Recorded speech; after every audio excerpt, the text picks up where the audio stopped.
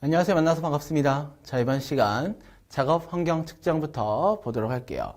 자, 첫 번째 중요한 거 보겠습니다. 바로 누가 사업주는 돼 있죠?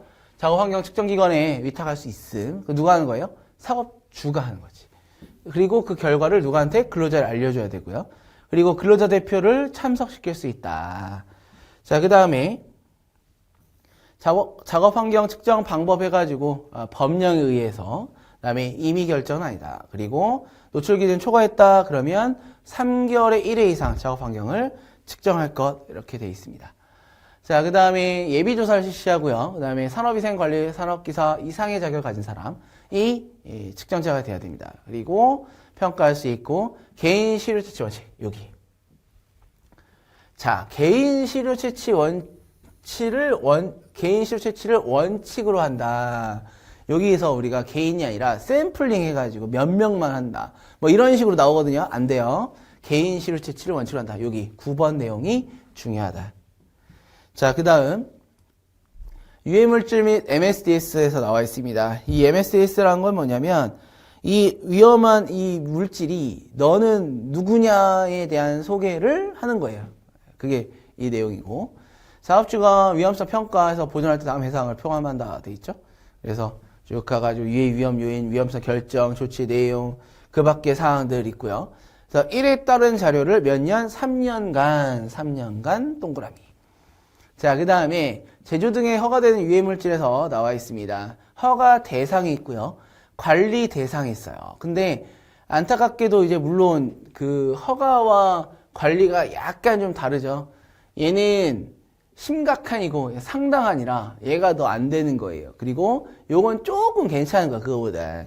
그래서 사전에 허가를 받아야 되고 얘는 뭐 특별한 허가는 없지만 이런 조치가 필요하다 이거죠. 베릴륨, 알파, 나이트릴, 아민, 디아니딘, 벤젠툴린, 납크롬 다양한 유해 물질이 되겠습니다. 그래서 여기에서는 예시 있죠? 어떠한 물질인가 요거 한번 써보고 넘어가시면 되겠고요. 자, 산업안전보건법령상 허가대상 유해물질 제조 사용 시 게시사항이에요. 그러면은 이거를 이제 유해한 물질을 갖다가 우리가 사용을 하고 있는데 제조 사용하고 있는데 알아야 되겠지. 뭘 알아야 돼요? 너는 누구냐 이름. 이거는 어떠한 위험이 나한테 있냐가 인체에 미친 영향, 취급상 주의사항, 착용의 보호구, 응급처치 등이 내가 이걸 다룰 때 알고 해야 되죠. 그렇죠? 뭐 예를 들어서 뭐 이거 피부에 스며들으니까 장갑을 껴야 돼. 몰랐어. 그러니까 손으로 이렇게 만져요. 안 되지. 그래서 이런 허가대상 유해 물질 명칭과 사람 다룰 때 너는 어떻게 해야 돼? 너는 어떤 걸 장갑을 어떤 걸 껴야 돼? 혹시 손에 닿으면 어떻게 해야 돼? 등이 여기에 나오게 되겠습니다. 자, 그 다음에 MSDS 16가지 항목이에요. 이거는 내가 시험 보는데 오늘따라 운이 안 좋아 하면은 이 MSDS의 16가지를 골라내세요 라고 나올 수가 있습니다. 자, 그런데 우리가 16개라 너무 많은 거 아니야? 일단 16번 빼고 가야 돼요. 그러면 15개가 이제 되긴 하는데 이거 당연하지. 이거는 급박한 참고사항이라. 자, 우리 이렇게 한번 생각해 보겠습니다. 우리가 처음 누군가를 만났어. 이 사람이랑 나랑 이제 친해지고 싶은 거예요. 그러면 서로 이제 호구조사를 합니다. 넌 이름이 뭐냐? 에서부터 시작하고 너는 좋아하는 게 뭐냐? 너는 싫어하는 건 뭐냐? 너는 어떤 특징을 갖고 있냐? 너는 어떤 성격이냐? 그 다음에 너를 다룰 때는 어떻게 해야 되냐? 차를 타고 가야 되냐? 버스 타고 가야 되냐? 뭐 이런 것들. 그럼 혹시라도 너를 내가 이제 그냥 헤어질 거야? 그럼 어떻게 헤어지는 게 좋냐? 등에 대한 내용이 여기에 들어갑니다. 보면은 화학제품 회사 넌 출신이 어디냐 이거죠? 그리고 이름 너는 몇 킬로그램 키는 몇이야? 이런 개념. 그 다음에 너는 화났을 때 폭발 화재. 그 다음에 너는 어떠한 화났을 때 어떻게 해주면 좋아? 대처 방법. 그렇죠? 그 다음에 저장 취급. 그 다음에 너의 성격과 관련된 거 물리화학적. 그 다음에 유해성, 위험성. 혹시 네가 또 아까 화났을 때 있었죠? 누출사고 대처 방법. 그 다음에 독성. 이런 것들이 다 들어가요. 그리고 너는 주변에 어떤 영향을 미치고 사냐 해서 환경과 폐기 뭐 이런 것들 들어갑니다. 자, 어떻게 한다고요? 이름이 뭐니? 너는 성격이 어때? 너는 우리의 헤어지면 어때야 돼? 이런 아름다운 인연들이 여기에 다 있어요. 그리고 나면 어때요? 약간 좀 이렇게 익숙해지죠. 우리가 사람과의 관계 마찬가지인 것처럼 이 유해한 물질 이것도 내가 다룰 때 똑같아요. 애기 다루듯이 해줘야 된다. 유해성, 위험성, 응급조치, 유해사고 대처방법, 노출방지, 개인보호구, 안전성, 반응성, 독성, 환경, 폐기, 운송, 법적, 규제 현황 이렇게 간다. 자, 그 다음 자, 작성 원칙이에요. 그럼 우리가 방금 앞에 있었던 내용들을 써야 되는데 나름대로의 원칙을 가지고 써야 됩니다. 그게 이제 법에 의해서 그 다음에 고유명사 영어로 할 수 있고 번역한다 뭐 했을 때 어떻게 해야 된다 정보 없으면 없다. 자, 여기 얘네들 한번 읽어보면 됩니다. 근데 가능한 정보를 모두 작성해야 되고 부득이 정보를 얻지 못한 항목은 해당 없음, 정보 없음으로 기재를 해야지. 내가 임의로 내가 막 이렇게 지어낸다거나 아니면은 그냥 이렇게 막 이렇게 비워놓는다거나 그러면 안 돼요. 해당 없음, 정보 없음을 기억해야 된다. 이게 가장 여러분들이 좀 많이 틀릴 수 있는 보기가 되겠습니다. 그래서 시험에 나온다는 거죠. 자, 발암성 물질의 표기법에서 나왔어요. 여기가 1A, 1B, 2 세 개인데 앞에 뭐 이렇게 A, B, C, D 있었던 것도 있었지만 그나마 좀 우리가 좀 편해요. 자, 보면 1A 같은 경우에는 사람 발암성 물질 노출 사이 명확하게 확인된 경우, 그 다음에 1B 충분히 증명 사람이 유사할 것으로 추정되는 거, 2번 제한된 증거만 있는 경우. 그러면은 지금 여기에서 신뢰성 부족, 증거 부족인데 얘는 가장 신뢰성이 있는 그런 개념이죠. 1A가 중요합니다. 자, 그 다음 소음 볼게요. 소음은 시끄러움 정도. 근데 소음이라는 게 굉장히 특이해요. 바로 뭐냐면은 주관적입니다. 그래서 나는 뭐 괜찮아. 근데 남은 시끄러워. 제 친구가 굉장히 코를 되게 심하게 골아요. 그래서 이제 여행을 가거나 이제 하면은 같이 못 자. 그래가지고 너는 저기 가고 나는 나고. 근데 또 다른 친구 한 명은 셋이서 같이 가는데 얘는 별 상관이 없나 봐요. 그냥 뭐 잘 자더라고요. 그래서 어떻게 하냐? 예민한 저만 따로 방을 하나 잡았어요. 이렇게 갔던 거지. 그래서 똑같은 소리라도 누구한테는 괜찮은데 누구한테는 안 좋아요. 하지만 법적으로 이 정도의 소리는 안 되겠네가 있어요. 그게 바로 여기입니다. 8시간 작업을 기준으로 85데시벨 이상의 소음이 발생을 한다. 85데시벨이죠. 이 데시벨이라고 표현하는데 이 숫자가 커지면은 우리가 시끄럽고 큰 소리예요. 나한테 별로 안 좋은 거야. 자, 이거 기억해야 됩니다. 이거를 기억해야 계산 문제를 풀 수 있어요. 그래서 85, 8시간 기준 85가 넘어가면 소음 작업이죠. 그러면 노출이 돼도 괜찮은 어떤 그 소음 작업을 이제 산정해야 되는 문제가 있습니다. 그때 얘네들을 알아야 풀 수 있어요. 그걸 가지고 다시 산정합니다. 그래서 암기해야 돼요, 여기. 자, 90부터 가요. 90데시벨에 8시간이에요.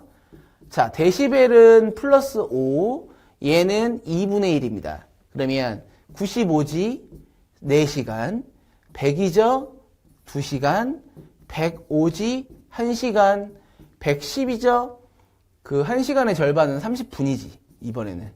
그 다음에 115는 15분 되겠습니다. 그래서 이거를 꼭 기억해야 돼요. 강렬한 소음 작업에 데시벨은 90부터 시작해서 5씩 커지고 그 다음에 시간은 절반씩 줄어든다. 이렇게. 자, 충격이면 그럼 1시간 1초 간격으로 이만큼 나온다 이거죠. 120에 1만, 130에 1000, 140에 100입니다. 그래서 지금 여기는 어떻게 돼요? 10씩 커지지. 얘는 많이 이렇게 1000, 100 공이 하나씩 없어져요. 그래서 이렇게 기억을 해주시면 좋겠습니다. 자, 중대재해 및 산업재해 예방에 대한 내용이에요. 보면은 중대재해는 1명 이상 뭐예요? 사망자.